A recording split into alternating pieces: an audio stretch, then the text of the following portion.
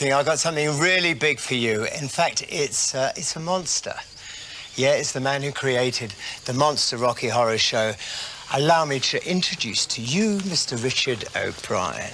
Hey, Gary. Very pleased to see you. Richard, what's always amazed me is how a man at the age of 10, or a boy at the age of 10, can go from Cheltenham and go and live in Hamilton in New Zealand, right? Yeah. Work on a sheep farm.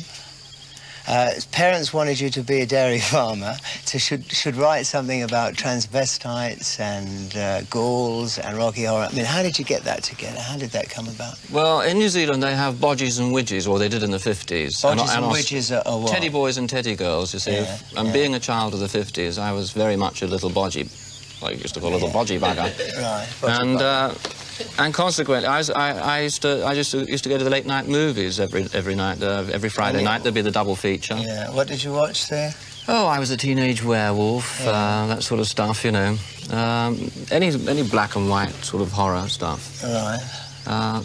Not necessarily because I liked it, but I got to like it. Where did the musical aspect come about? Because of course you wrote the Rocky Horror Show. Well, I loved rock and roll, always have done and always will do, and always wrote songs and played rock and roll. I still do. And you've got this amazing collection of sheet music, I believe. Well, I think most of it's gone now. You know, I moved a lot, and I keep losing things in the move. And what about this hobby of you painting rude angels? What's that about? Well, that's because I really like people artists that draw their obsessions, you see. They're my favourite artists. I'm not much into landscape, although I appreciate it very much. But I like the darker aspects of the psyche, you see. Because there's quite a bit of Gothic about you all the way through. This runs completely through. Yes, I love Gothic literature. I love Gothic furniture. In fact, I should have bought all the Gothic revival furniture going 3 years ago because I knew it was going to I think most of it's turn around. Boy George, I think. Well, it's... Now, what do you think about...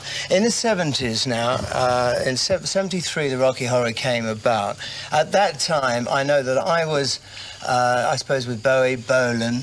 and myself were putting theatre into rock and roll. You were putting rock and roll into theatre. Yes. Did that seem like it? I mean, it seemed... on reflection now? No, it was a conscious decision to actually try and get rock and roll into theatre. I knew what was happening in the rock and roll world, although I wasn't connected to it. I was sort of a creature of the theatre. Yeah. And it excited me so much that I knew that there was a way to get rock and roll into theatre, but from the other direction. And the other amazing thing was that I actually played, I think you know this, and I played Frankenfurter in New Zealand. In Hamilton. And I was living in Paris at the time, and I had to go and find out what...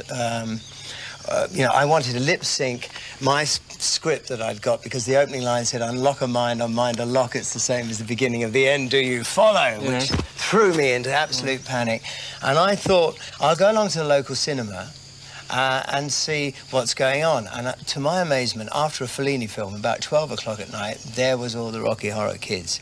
And they were all dressed up in the characters that they were going to portray. And in the cinema, I'm sitting there and I'm watching the script, and all these French kids are aiming at the cinema, identifying with the whole thing. Now, what about this audience participation? It's quite amazing. Well, I'm pleased to hear it's happening in France, because the French don't have a very... I don't hold the French very high in my esteem. I guess I'm a racist in that sense. Well, because they can't say rock and roll for a start, can they? They're going to say, okay, yeah, that's right. Which doesn't... you know, and all their heroes are I was going to say taxi drivers, racing car drivers. But they certainly, that night, they were rocking along to that in a big way. Now, what is happening to Rocky Horror now? Because, you know, we had it on in London, in Baker Street. It was on every night for nearly 12 years, or no, 8 years at the cinema. I mean, what is happening now with it? Well, it's still going the rounds. It's still a big cult in America.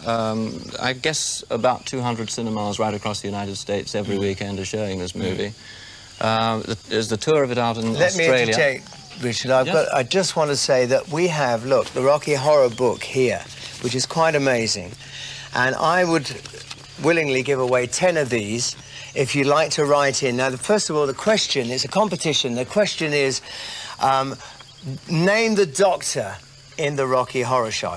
okay? Name the Doctor in the Rocky Horror Show, and you write to the Leader Night Network Competition, P.O. Box 90, London, SE19PR, right? And you must arrive, your cards must arrive by Wednesday, okay? Mark it the Leader, all right? Richard, thank you very, very much for joining us. I'm sorry it was short. Thanks for being on my first interview ever. Who do you suppose watching at this time of night? Millions and millions of Rocky Horror fans and Glitter fans, I hope. Thank you. Pleasure. Okay, Bye-bye. after the break is Jeff Cantor guesting for the Axeman on WTNN. See you soon. Bye-bye.